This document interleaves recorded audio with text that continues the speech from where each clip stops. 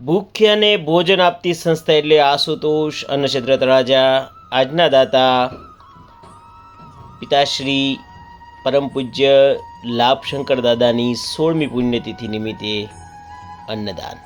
હસ્તે પંડ્યા ઘનશ્યામભાઈ લાભશંકરભાઈ, અસ્મિતાબેન કોમલબેન ઓમભાઈ પંડ્યા, પરિવાર તળાજા. સાહેબ,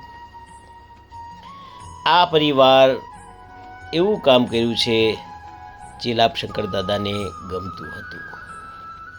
બીજાને મદદ કરવી. સાહેબ, એમ કહેવાય કે કૂવામાં હોય તો અવેડામાં આવે.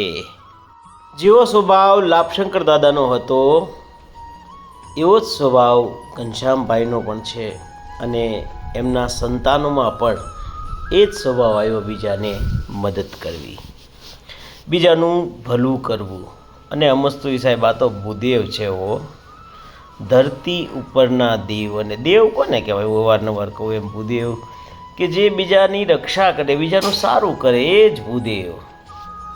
અને સાહેબ, આ પરિવારનું આ પહેલું જમણવાર નથી, અવારનવાર જમણવાર આપે છે. એ સમજે છે ભગવાને જાજુ આપ્યું છે, તો એમાંથી થોડુંક આપવાનું છે. અને હમણે એક બાળક હતો ભોલો કરીને, હિન્દી ભાષી હતો. કોઈ પણ સ્વાર્થ વગર જે તમે પરમાર્થ કરો છો ને, એ સીધું ઉપર પહોંચે છે. કોઈ પણ એની સાથે સંબંધ ન હતા, છતાં પણ એનું જમણવાર આપ્યું હતું. બહુ અઘરું છે સાહેબ, આ બધું બોલવું સહેલું છે, પણ દાન દેવું બહુ અઘરું છે. પણ આ પરિવાર હંમેશા દાનમાં માને છે. ભગવાને જાજુ દીધું છે તો થોડુંક આપીએ. બાકી પૈસા તો ઘણા છે બધા પાસે, પણ દિલ હોય, દયા હોય તો જ દઈ શકે. બાકી પૈસા ભગવાને આપ્યા હોય તો દાન કરે એવું નથી સાહેબ. આ જુઓ, આ બધાને ખબર પડી એટલે દોડતા આવવા મીના. પીરસતા તો અમારે ખૂબ વાર લાગે છે. આ તો માત્ર ના નિયમથી એક ઝલક આપીએ છીએ.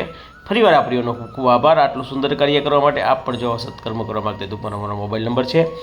આશુતોષ અન્નક્ષેત્ર તળાજા. ફરીવાર આ પરિવારને ખૂબ ખૂબ ધન્યવાદ ને આભાર. શિવ શિવ.